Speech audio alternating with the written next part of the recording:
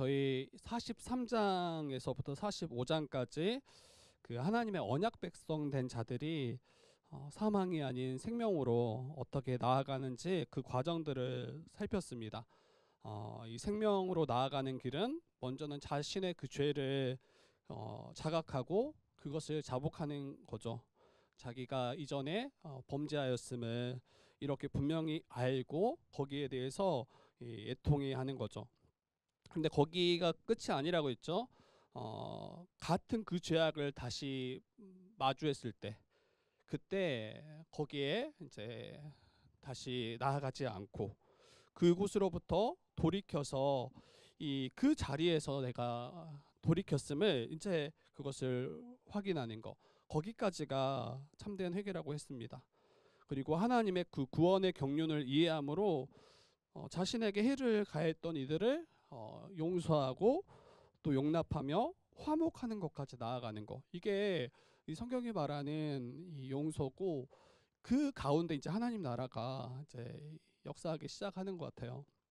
그래서 이 43장부터 45장까지 이 요셉이 이 형들을 마주하고 그들을 어떻게 용서했는지, 또 어떻게 생명으로 나아가게 됐는지를 저희가 살폈었고요.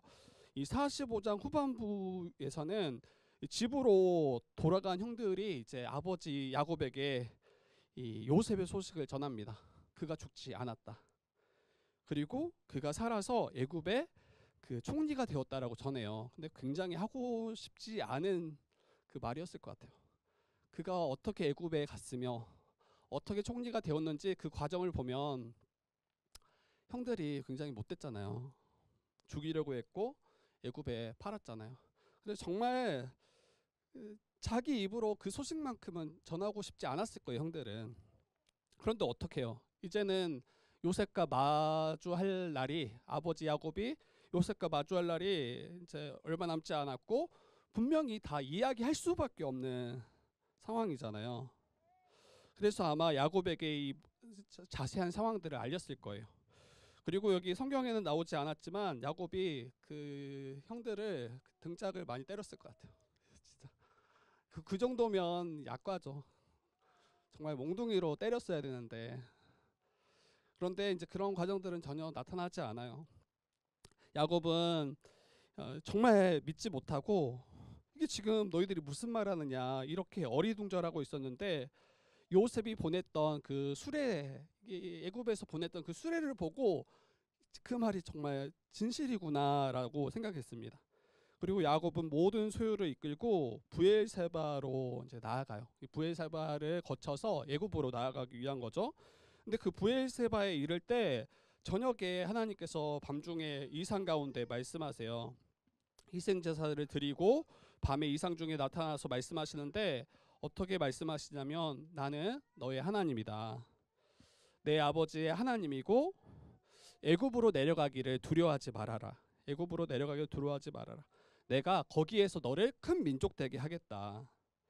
너와 함께 애굽으로 내려가겠고 반드시 너를 인도해서 다시 올라오게 할 것이다. 그리고 요셉의 손으로 너의 눈을 감기게 할 거다라고 말씀하세요. 저는 왜 이 말씀을 이렇게 이상 가운데 하나님이 이 야곱에게 나타나셨을까 할 때 아마 야곱은 내려가는 게 맞나? 이런 고민을 했던 것 같아요. 지금 심한 기근 때문에 내려가는 것도 있고, 또 요셉이 애굽의 총리가 되어서 이제 내려가는 것도 있지만, 분명히 하나님께서 자신에게 말씀하시고 약속하실 때 애굽이 아니라 가나안 땅이 하나님이 부르신 그 땅이었고 약속의 땅이었고, 그곳에서 큰 민족을 이루시겠다라고 약속하셨는데 애굽으로 내려가는 게 맞나? 이런 걱정들이 있었던 것 같아요. 근데 그때 하나님께서 분명하게 말씀하시죠. 내려가는 것을 두려워하지 말아라. 그리고 너를 거기에서 큰 민족을 이루게 해서 다시 돌아오게 하겠다. 이게 하나님의 계획인 거죠. 그리고 야곱은 그 하나님의 그 이상 가운데 말씀하신 그 말씀을 듣고 안심했을 거예요. 그리고 내려가기 시작합니다. 여러분, 야곱은 유다를 요셉에게 미리 보내서 고센으로 자기를 인도하게 하고 그 땅에 이르러요. 그리고 약 20년 만에 요셉을 마주합니다. 아버지 야곱이 그 요셉을 딱 마주하는데 죽은 줄만 알았던 아들이죠. 죽은 줄만 알았던 아들. 그리고 가장 사랑했던 아들. 근데 그 아들이 눈앞에 있는 거죠. 그리고 서로 끌어안고 한참 동안 울기 시작합니다. 얼마나 사무치게 그리웠을지. 아들이나 자녀가 죽으면 부모들은 마음에 묻는다고 하잖아요. 근데 정말 죽은 줄만 알았던, 너무나 그리웠던 그 아들이 살아 돌아왔으니 얼마나 감격스러웠을지 아마 우리가 상상하는 것보다 훨씬 더 그 감격이 컸을 거라고 생각이 돼요. 그리고 애굽으로 와서 이제 바로 왕에게 그의 아버지 야곱과 그리고 5 형제들이 가서 인사를 전합니다. 그리고 바로는 형들에게 너희의 생업이 무엇인지, 너희의 일이 무엇인지 묻고, 그 형들은 자신들이 목자이다, 목축업을 한다, 그리고 자기의 선조들이 다 그러하다라고 아뢰죠. 그리고 가나안 땅의 기근이 너무 심해서 양떼를 칠 곳이 없기 때문에 이 고센 땅에서 살 수 있도록 허락해 주십시오라고 청합니다. 바로는 요셉에게 내 아버지와 형들이 네게 왔으니까 좋은 곳에 거하게 하고, 또 그들 중에 능력 있는 자들을 이제 택해서 자기의 가축까지도 대신 쳐달라고 그렇게 명하게 돼요.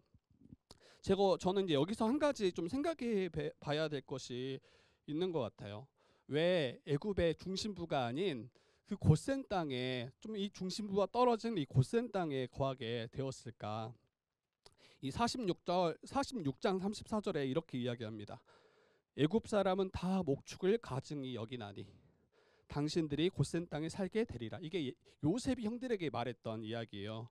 애굽 사람은 다 목축을 가증히 여기나니, 이 가증히 여기다라는 것은 천대하다, 굉장히 하찮게 여기다, 이런 단어예요. 근데 지금 야곱과 그의 자손들이 행하는 일이 이 목축업이에요. 이 애굽 사람들에게는 굉장히 꺼려지는 일이고 천하게 여기는 일입니다.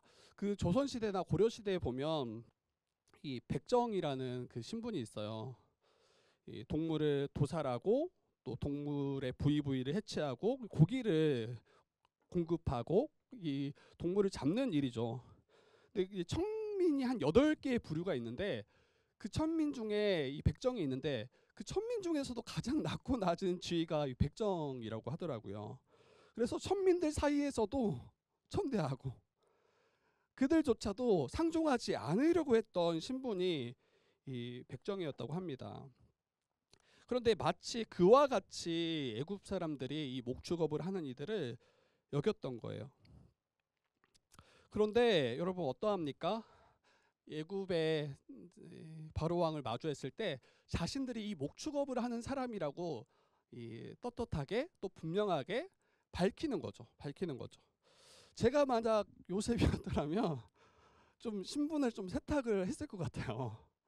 굳이 애굽 사람들이 그렇게 꺼려하고 가증히 여기는 일인데 저희 아버지가 뭐 목축업을 하고 이렇게 잘 말하지 않겠죠. 그리고 여러분 요셉도 좀 신분이 굉장히 높잖아요. 자기보다 높은 사람이 지금 바로 왕 하나밖에 없는데, 그 사람밖에 없는데, 여러분 자기 체면 때문이라도 좀 아버지나 자기 형제들을 조금 신분을 세탁하고, 또 혹시 그러지 않더라도 다른 일을 좀 할 수 있도록 그렇게 길을 열어줄 수 있는 충분한 힘이 있던 자가 요셉이잖아요. 근데 그렇게 하지 않습니다. 사람들로 하여금 더 인정받고 높임받을 그러한 일로 새로 갖게 하지 않죠. 이게 중요한 포인트인 것 같아요. 아무리 애굽에서 야곱과 그의 자손들이 목축업이 가증스럽게 여기는 또 천대받는 일이라 할지라도, 여러분 이 이스라엘 백성에게, 또 아브라함부터 시작한 그 이스라엘 백성들에게 이 목축업은 여러분 이 정체성인 거죠. 정체성. 자신들이 하나님이 택하신 선민이고, 또 그 약속을 따라 계속 이동하는 그 일들이 빈번히 있었잖아요. 그래서 어느 한 자리에 농사를 짓거나 어떤 다른 잡을 갖기 굉장히 어려웠던 이들이 바로 이스라엘입니다. 그래서 하나님의 백성으로서의 정체성을 굳게 붙잡고, 구별된 삶을 살아가는 것이 이게 바로 하나님이 그의 백성들에게 원하시는 하나님의 뜻이죠. 여러분, 분명 세상 속에서 신자가 구별되어 살아가려고 할 때 세상은 그러한 그리스도인들을 때로는 이해하지 못하고 또 때로는 그것을 천대하거나 조롱하기도 합니다. 얼마나 많은 세상 사람들이 이 그리스도인이라는 그 사실만으로 이미 이제 편견에 딱 갇혀서 그냥 그리스도인이라는 그 사실만으로도 굉장히 답답해하고 상종하지 말아야 돼, 함께하지 말아야 돼, 그러한 사람들로 여기기도 해요. 물론 이렇게 그 인식이 생기기까지 저희 교회가 또 우리 신자들이 잘하지 못한 부분도 분명히 있다라는 것을 고백하죠. 어떤 이들은 세상 사람들보다 더 부도덕하고 또 윤리적으로 한참 미치지 못하는 이들이 있다라는 것도 사실인 것 같아요. 그러나 그러한 일 아니고서도 세상은 그냥 그리스도인이라는 그 사실만으로 또 신자로서의 정체성을 지키려 살아가는 그 모습만으로도 때로는 꺼려해요. 그리고 그것을 하찮게 여기고 조롱하는 일까지 일어납니다. 그때 그것을 피하고자 세상과 혼합되는 길로 나아가지 않는 것, 이게 바로 우리 신자들이, 성도들이 지켜야 될 그 자리인 거죠. 하나님의 백성으로서의 정체성을 잃어버리지 말아야 됩니다. 저는 어떤 특정한 잡을 가지십시오 이런 이야기가 아니죠. 우리에게 지금 적용한다면 여러분, 매일의 삶 속에서 우상을 따르지 않는 거죠. 하나님을 예배하는 그 일을 부끄럽게 여기지 않는 거죠. 하나님의 뜻을 구하고 주님을 닮아가는 삶을, 이걸 가장 가치 있는 일로 여기며 살아갑니다. 주께서 우리를 사랑하신 것 같이 서로 사랑하고 또 서로를 긍휼히 여기고 또 용서하고 때로는 깨어진 관계들이 있을 때 그 관계를 회복하려고 힘쓰는 거, 이게 여러분 세상과 굉장히 구별되어지는 일들 같아요. 여러분 인스타나 또 SNS를 보세요. 거기에 많은 글들 중에 이런 글들이 있어요. 상종하지 말아야 돼, 끊어야 될 관계 리스트 1번, 2번, 3번. 여러분 그런 글들이 너무 많아요. 근데 읽어보면 정말 이런 사람을 만나면 안 되겠구나, 상종하지 말아야 되겠다, 이런 생각이 막 불끈불끈 들어요. 근데 여러분, 복음은 그렇게 말하지 않아요. 복음은 그러한 이들을 도리어 회복할 수 있도록, 그들을 세울 수 있도록 함께 짐을 지라라고 이야기하죠. 그래서 모든 자들이 예수 안에서 함께 화목하고 또 한 가족 한 몸이 될 수 있음을 이렇게 이야기하고, 이를 위해서 복음을 전하는 자들이 바로 신자입니다. 거짓이 난무한 세상 가운데 진실을 말하고요, 또 서로를 진실하게 대하고 또 불의와 부패와 타협하기보다 이것을 맞서 싸우고 약자를 도우며 살아갑니다. 그리고 여러분, 우리 시대가 물질적으로 또 풍요를 가장 최고의 가치를 두고 살아가는 시대예요. 그래서 물질주의 또 자본주의에 이게 따라가기 쉽죠. 근데 거기에서 물들지 않는 거죠. 거기에 물들지 않고 나만을 위해서 또 나의 정욕과 탐욕을 채우는 일에 거기에 관심을 기울이기보다 내게 허락하신 소유를 주님이 원하시고 바라시는 곳으로 흘려보낼 수 있는 자, 그러한 삶을 가치 있게 여기는 자, 이게 바로 우리 세상과 구별된 신자의 모습이라고 생각합니다. 왜 이러한 일들을 우리가 행해야 되냐면, 이것을 통해서 우리가 복받는다가 아니라 이게 바로 우리의 정체성이기 때문이에요. 이것이 신자의 정체성이며 하나님께서 우리를 구원하신 그 이유이기 때문이에요.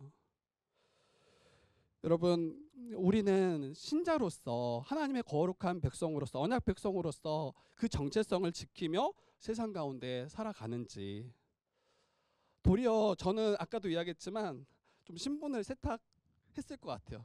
이 당시 제가 요셉이었더라면 형들에게 목 축업한다는 소리 하지 말아라.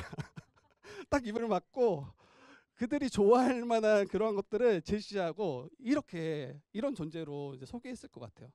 근데 그런 유혹이 굉장히 우리 안에 있는 것 같아요. 신자들 안에서는 그러한 꺼리낌이 없죠. 내가 신자임을, 하나님의 백성임을 또 예배하고 찬양하고 기도하는 그 일에 대해서 꺼리낌이 없는데, 세상에서는 너무나 우리가 잠잠하고 또 그것을 도리어 전혀 말하지 못하는 그런 모습들이 우리가 다시 한번 좀 우리를 돌아봐야 되는 자리라고 생각이 됩니다. 여러분, 기근이 더욱 심해서 사방에 먹을 것이 없을 때 애굽 땅과 가나안 땅이 기근으로 황폐하게 돼요. 그리고 사람들은 돈을 쌓아 들고 와서 곡식으로 바꾸어내기 시작합니다. 재물들을 가져와서 돈을 가져와서 요셉에게 찾아가서 곡식을 얻어요. 그리고 요셉은 그 모든 돈을 거두어서 바로의 궁에 그 재물이 쌓인 그곳에 다 갖다 가지고 가게 됩니다.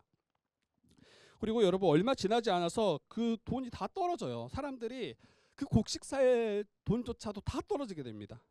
근데 그때 찾아가서 돈이 다 떨어졌습니다라고 이야기하니까 요셉이 너희들이 가진 그 가축을 가지고 와라. 그러면 그것으로 곡식으로 바꾸어 주겠다라고 이야기해요. 그래서 사람들은 이 가축을 끌어오고 말과 양떼, 소떼, 나귀를 다 가져가서 곡식을 바꾸고 그것으로 생명을 이제 유지하죠. 근데 이것도 여러분 한 해, 두 해 지나니까 이것도 다 떨어져요. 이제 더 이상 내다 팔 게 없어요. 내다 팔 게. 그래서 요셉에게 찾아가서 더 이상 우리가 팔 게 없습니다. 우리가 죽게 됐습니다. 이렇게 이야기하니까 요셉이 이제 거기에 대해서 뭔가 먼저 제시하기보다는 사람들이 찾아와서 요셉에게 이렇게 이야기해요. 내게 토지가 있다. 내게 내 생명이 있다.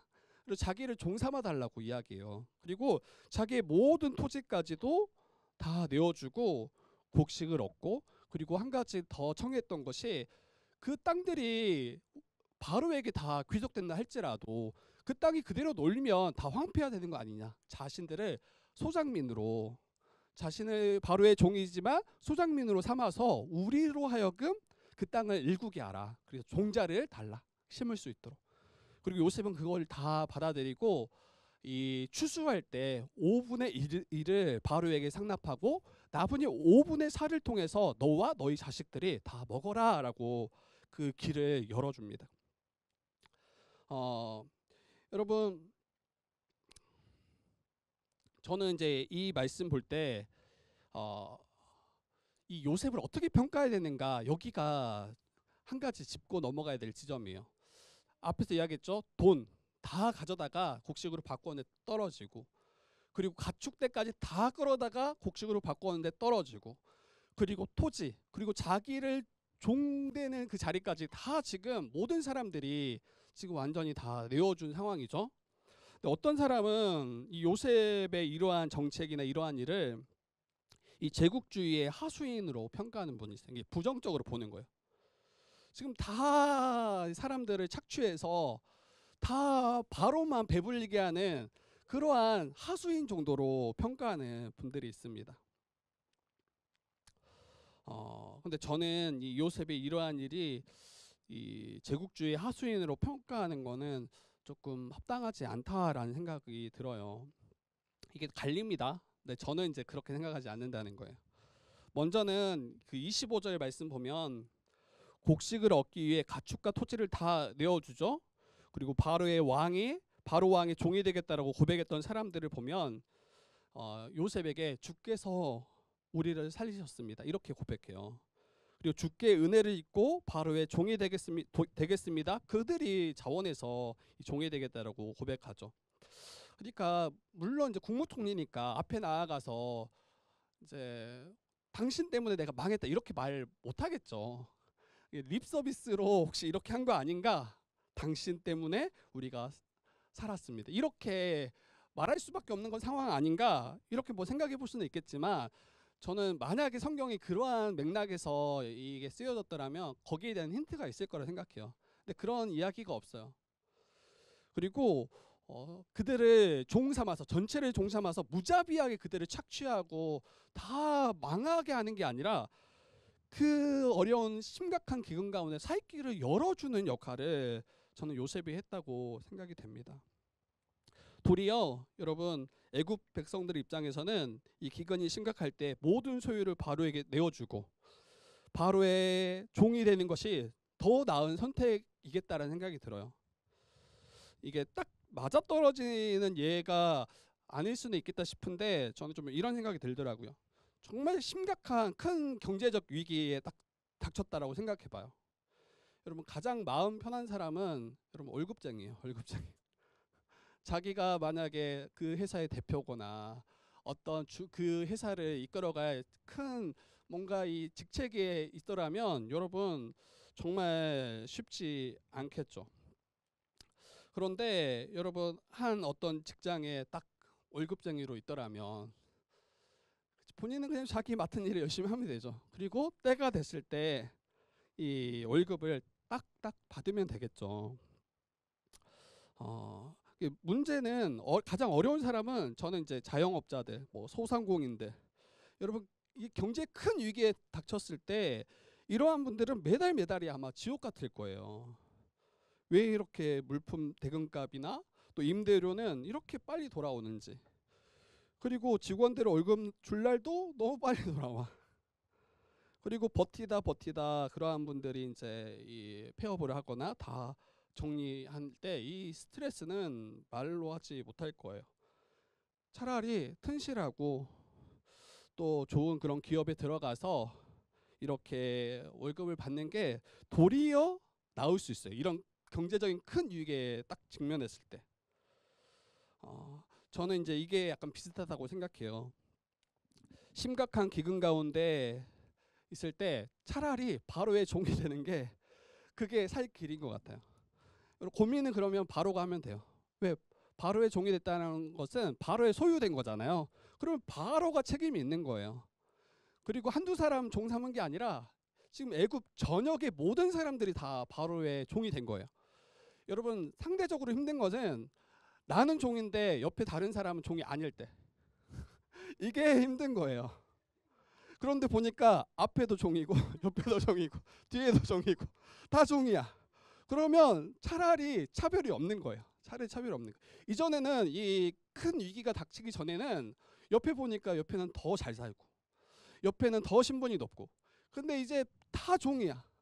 그러면 차라리 마음은 편해요. 차라리 마음은 편하고 그리고 바로가 주는 대로 거기에서 잘 살아내면 되는 거죠. 그래서 여기서 좀 생각할 수 있는 거는 이 애굽의 백성들이 자신의 이 파산되었음을 인정하고 이 바로의 종 삼아 달라 청함이 도리어 그들과 그들의 가족과 어린 자녀들이 살 길이었다라는 거예요. 파산됨을 인정하고 종 삼아 달라 청했을 때 그것이 자신들이 망했음을 또 죽는 길이 아니었고 도리어 그 길이 사는 길이었고 또 그로 말미암아 바로는 자기에게 속한 자기의 소유된 애굽 사람들을 먹이고 그들의 생명을 지키는 일을 한 거죠. 만약 그 가운데 바로의 통치를 거부하고 그러한 정책을 인정하지 않았더라면 아마 그 사람들은 꼼짝없이 다 기근으로 인해서 굶어 죽어야 했고 그에게 속한 모든 가족들도 이와 같이 죽었을 것입니다. 저는 좀 이게 믿는 신자들에게도 좀 적용할 수 있는 지점인 것 같아요. 본래 우리는 죄 아래 태어났던 자들이잖아요. 완전히 영적으로 파산된 자가 저와 여러분이었어요. 도무지 스스로 이 영적인 기근을 해결할 수 없는 완전히 무능력한 자가 바로 우리였죠. 그때 우리가 하나님께 또 우리 주님께 나의 모든 것을 내어드리는 거죠. 내가 완전히 파산되었음을 인정하고 주께서 나의 주가 되어 주시기를 하나님이 나의 주가 되어 주시기를 정말 두 손을 번쩍 들고 그 앞에 엎드리는 거. 주께서 나를 살려 주셔야만 주께서 나를 구원해 주셔야만 내가 살 수 있음을 고백하는 거. 그때 하나님이 어떻게 우리에게 행하셨습니까? 그때 자기 아들을 보내주셨죠. 자기 아들을 보내주셔서 우리가 짊어져야 될 그 죄의 엄청난 무게, 도무지 감당할 수 없는 그 죄의 엄청난 그 무게를 우리 주님께, 우리 예수 그리스도께 다 담당케 하신 거죠. 그래서 우리에게 살 길을 열어주셨습니다. 우리의 필요까지도 신실하게 채워주시는 분이 우리 하나님이셨어요. 그래서 내가 주의 종 되었음을 여러분 인정하는 것이 여러분 부끄러운 일이 아니에요. 이게 망한 길이 아니에요. 나의 삶을 주님께 온전히 맡겨드리고 주님께서 나의 삶을 이끌어 주시기를 간구할 때 그게 도리어 사는 길임을 여러분 아셔야 돼요. 그런데 변변치 않은 그거 붙잡고 있을 때가 많아요.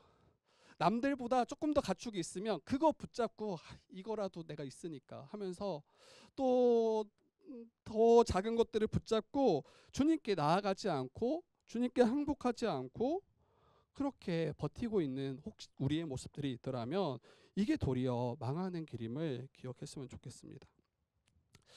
자신이 가지고 있는 그 작은 것을 굳게 붙잡고 이것 없으면 죽을 것처럼 여기는 그러한 지점들이 있는지 돌아봤으면 좋겠어요. 주께 두 손 들고 주님께 나의 모든 소유와 또 나의 삶이 바쳐지는 것이 도리어 이게 기쁜 일이다라는 거, 이것을 좀 인정이 되는지 좀 이걸 돌아봤으면 좋겠어요.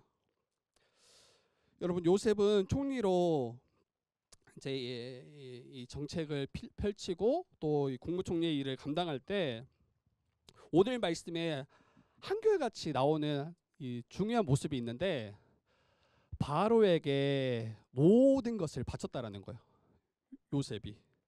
요셉은 애굽 전국을 다스리는 총리로서 행하고 있잖아요.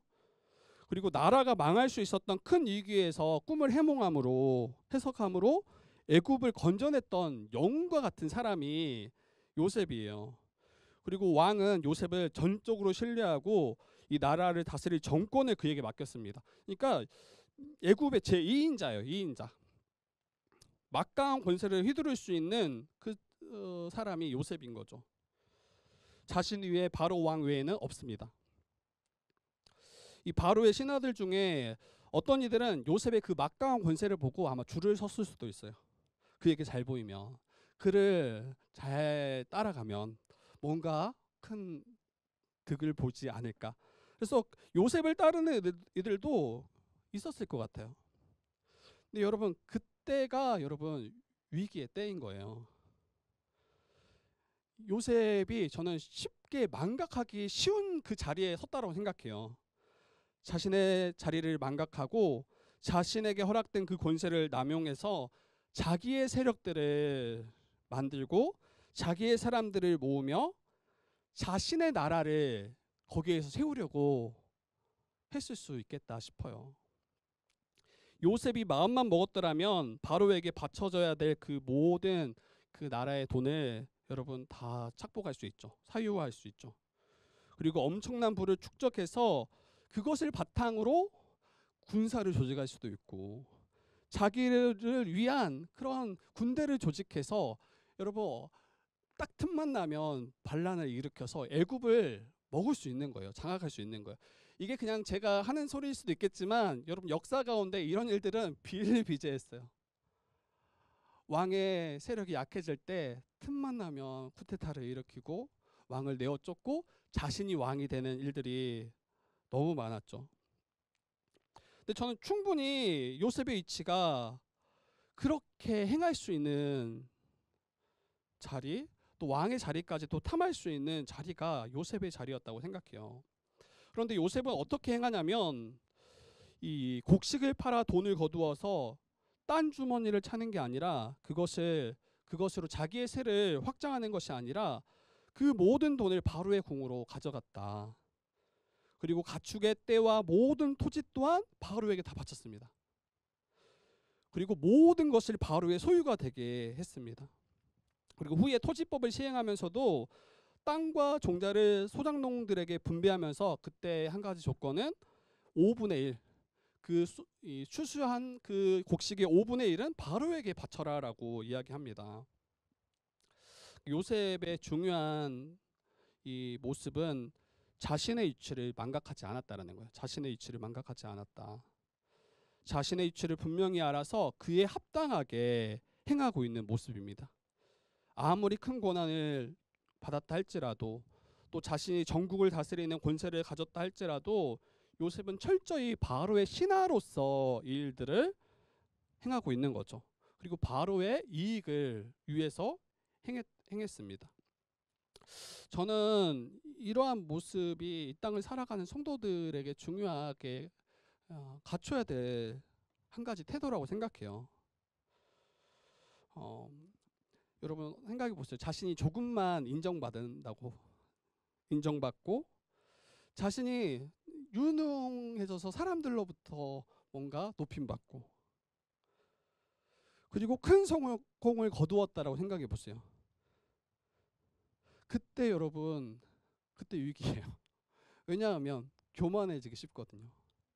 왜냐하면 자기에게 지금 허락된 그 자리보다 더 큰 것을 욕심내기 쉽거든요. 여러분 그냥 뭐 이제 부부를 한번 예를 들어봅시다. 이제 남편이 열심히 뭔가 일을 했겠죠. 그리고 나서 큰 성공을 거뒀다라고 생각해봐요. 근데 아내에게 어떻게 반응하냐면 자신이 잘 되고 성공을 거둔 것이 다 자기 때문인 거죠. 내가 잘해서 내가 이렇게 성공했어. 이렇게 이야기하면서 도리어 이 모든 영광은 이제 남편 홀로 받고 그리고 아내 너는 집에서 한 게 뭐 있니? 이러면 이제 만약에 이런 식으로 행한다면 그 아내를 잘 세워주고 감사를 표하고 이 모든 성공이 나 홀로 이룬 것이 아니라 아내의 내조와 또 함께 당신이 있었기 때문에 일들을 감당할 수 있었어. 이렇게 행하지 않고 도리어 그 성공에 도취되어서 자기를 더 뽐내고 도리어 가장 소중한 사람들을 업신여긴다라면 여러분 정말 뭐 입에 담기 좀 그렇지만 정말 그렇죠. 정말 휴지통에 버려야 될 그런 존재인 거죠.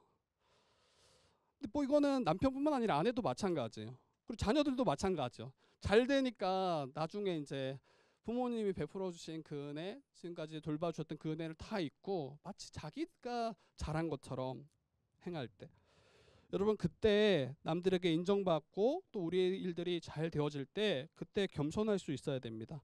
그리고 진심으로 모든 것이 당신 덕분이었다 이렇게 말할 수 있어야 돼요. 저는 교회에서도 비슷한 일이 일어날 수 있다고 생각해요.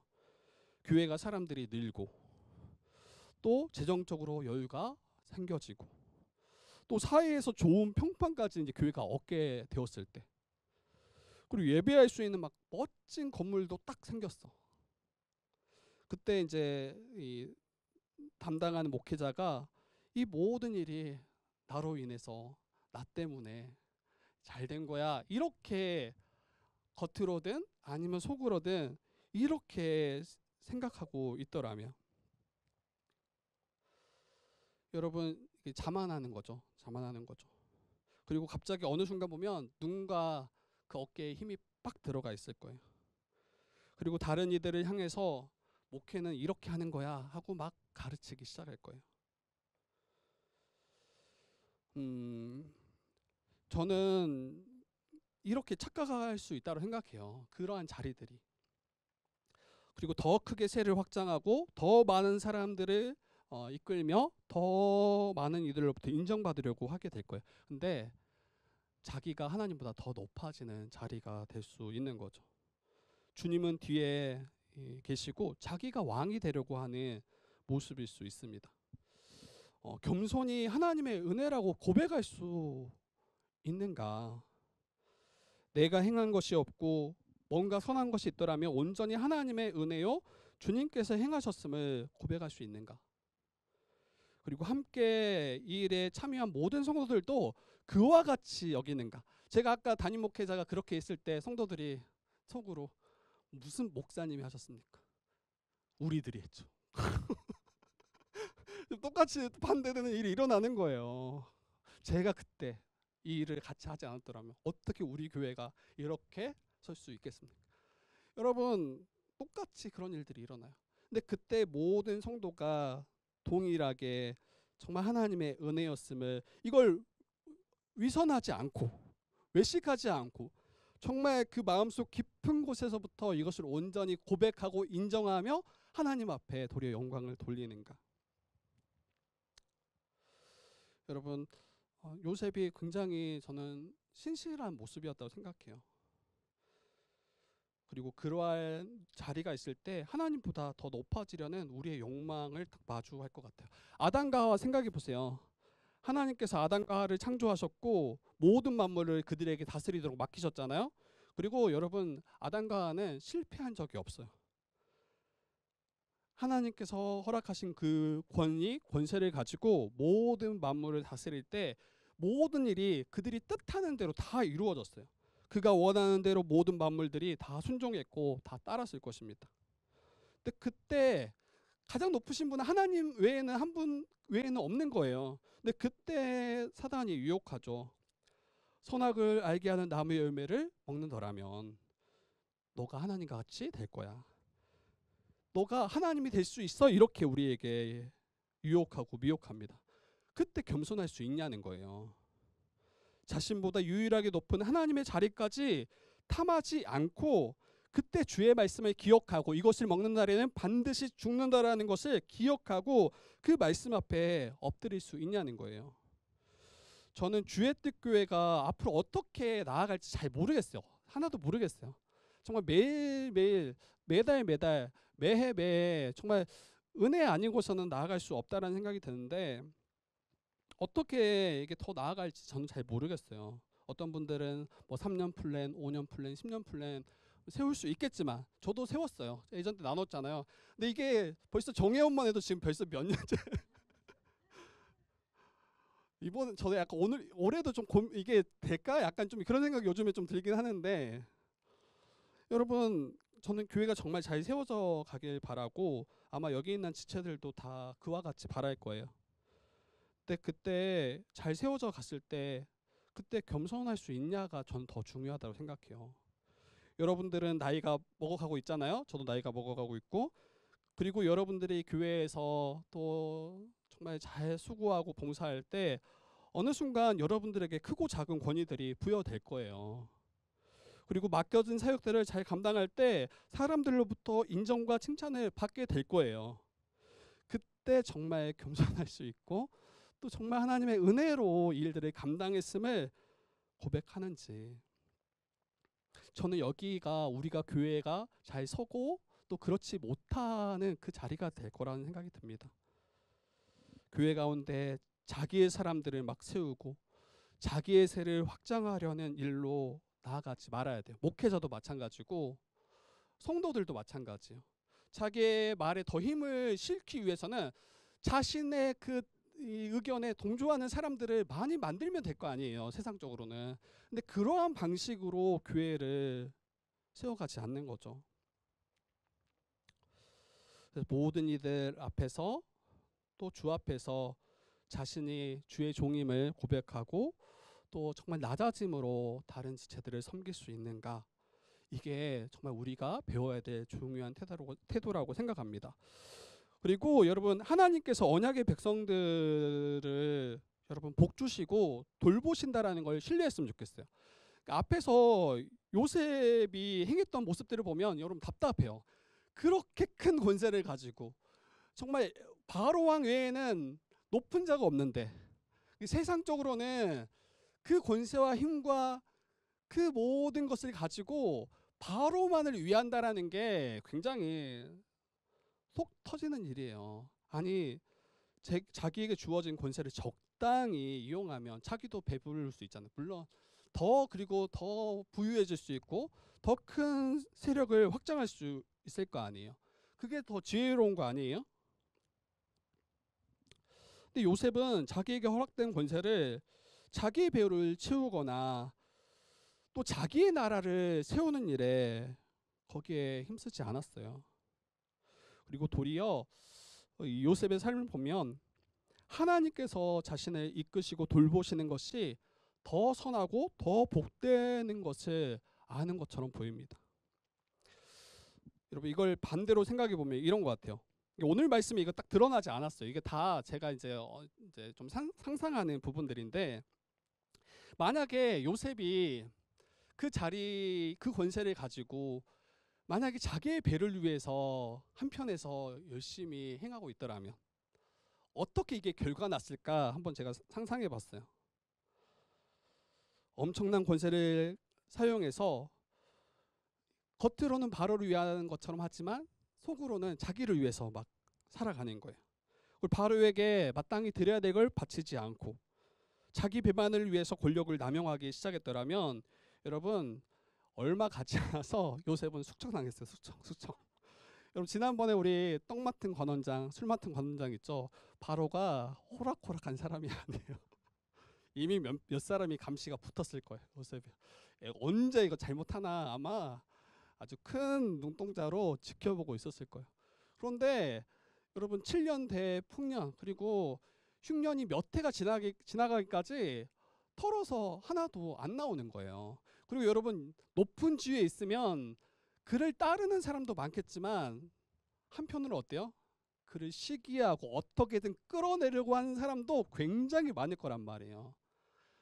만약에 뒤에서 자기 배를 채우고 뒷주머니 찼으면 저는 요셉이 몇 년 안에 이미 숙청당해서 다시 감옥에 갔거나 아니면 목이 떨어졌을 거예요. 근데 이게 단순히 요셉의 목이 떨어지는 걸로 그치지 않죠. 지금 요셉 때문에 야곱과 그의 형제들이 그의 모든 자손들이 지금 애굽에 와 있잖아요. 요셉이 무너지고 요셉이 숙청당한다면 여러분 야곱과 그의 모든 자손들도 같은 자리에 떨어질 게 분명해요. 노예가 되든지 큰 화를 입어서 다 죽든지. 여러분 우리가 짧은 생각으로 하면 내 배를 채우고 자기 유익을 위해서 살아가는 게 이게 지혜로운 것처럼 보여요. 그렇게 살아가야 성공하는 것처럼 보여요. 근데 여러분 그렇지 않다라는 거예요. 짧게는 그래요. 짧게는 그렇게 해서 자기 배를 채우고 마치 세상을 다 얻은 것처럼 괜찮은 것처럼 보인다고요. 그런데 조금만 멀리 내다보면 그게 망하는 길이에요. 망하는 길이에요. 그러면 어떻게 우리가 살아갈까요? 이걸 안더라면 더 욕심 부리지 않아요. 그리고 내게 주어진 그 자리를 감사하고 또 그 자리에 충성되게 감당할 수 있습니다. 여러분 요셉은 결코 손해보지 않았어요. 바보도 아니에요. 아마 굉장히 지혜로운 사람인 것 같아요. 여러분 그가 이 국무총리의 일을 신실하게 감당했을 때 자기도 바로의 총애를 얻고 또 바로가 요셉을 얼마나 신실하게 그를 대했으며 또 요셉에게 속한 모든 자들을 값없이 다 먹이잖아요. 여러분 그 당시에 제사장 집단만 토지를 팔지 않았어요. 왜냐하면 바로의 녹을 먹고 살았기 때문에 토지를 팔지 않아도 자기의 재물을 팔지 않아도 곡식을 얻어서 먹었단 말이에요. 근데 제사장 집단 외에 유일하게 값없이 먹었던 사람들이 있는데 그게 바로 이스라엘 백성들이에요. 요셉에게 속했기 때문에 요셉으로 인해서 자기들도 다 배불리 먹을 뿐 아니라 자기에게 속한 모든 가축대도 팔지 않고 그것도 다 먹였단 말이에요. 그리고 하나님은 어떤 계획을 가지고 계십니까? 그 애굽에서 큰 민족이 되게 하는 것이 그래서 다시 가나안 땅으로 돌아가서 그 하나님의 나라를 계속해서 세워가는 것이 이게 하나님의 플랜이죠. 이게 엄청난 복이 이미 베풀어지고 있음에도 불구하고 짧은 관점에서 자기의 삶을 딱 내다봤을 때 왜 이렇게 나는 지혜롭지 못하고 이때 조금만 내 욕심을 차리고 내 실속을 차리면 더 큰 부를 얻고 더 나은 삶을 살 텐데 이때가 무너질 수 있는 자리예요. 그러니까 너무 짧게 보지 않았으면 좋겠어요. 우리는 영원을 바라보는 사람들이잖아요.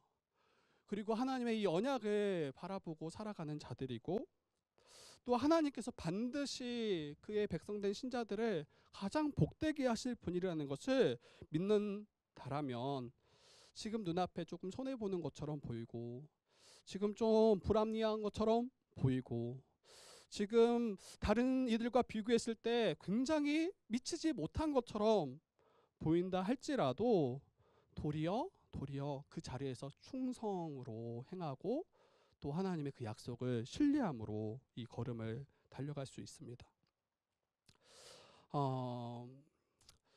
충분히 오랜 시간을 총리 자리에 앉아 있어서 저는 이 권력 맛도 봤기 때문에 욕심이 날만 했을 것 같아요.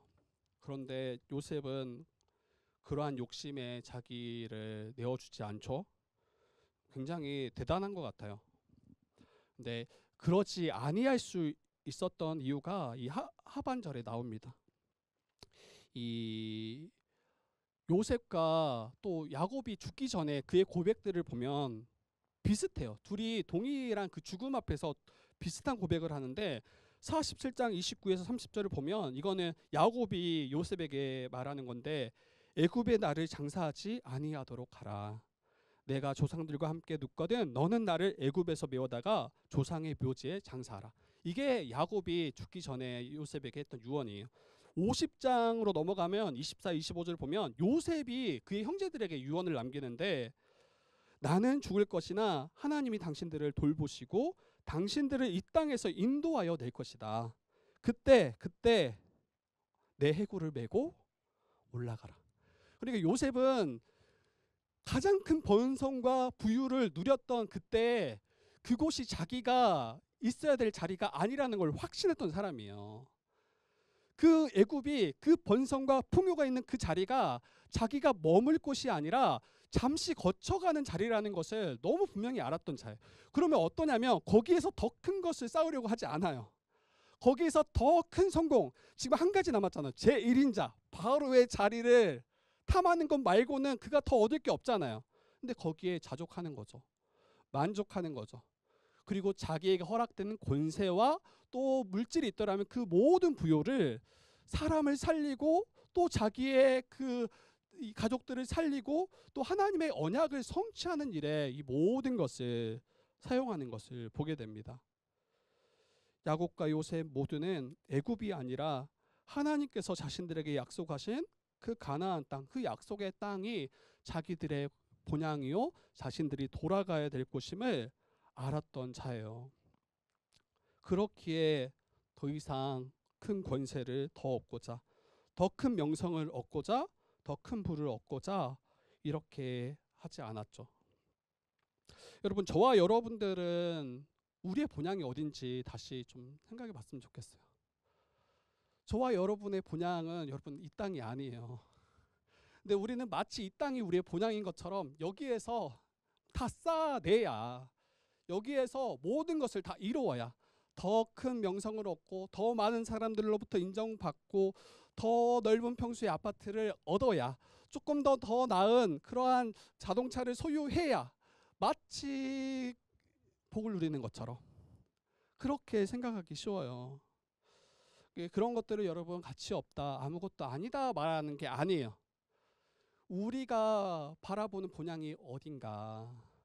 그러면 여러분 그거 이루지 못해도 괜찮아요. 어차피 다 놓고 주님께 나갈 거 아니에요. 다 가지고 가실 분 있나요?